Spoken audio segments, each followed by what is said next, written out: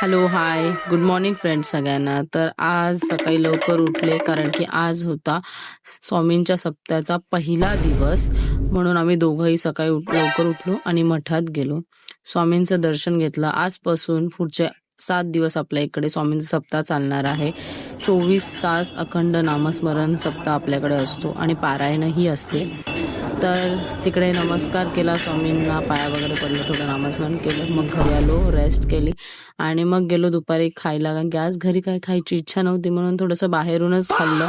हे बघा, कुणालने फ्रँकी ऑर्डर केली होती आणि मी नूडल्स ऑर्डर केले होते. सो आम्ही दोघांनी ते खाल्ले. मग घरी आलो, बसलो. तर माझ्या दादाच्या घरावरती आज काम होतं थोडं लाईटीचं, तर ते करायला आम्ही आलो. बघा, ह्या दोघांची मस्ती चालली होती, ध्रुव आणि कुणालची मस्ती चालली होती. त्या दोघांनी मस्ती वगैरे केली.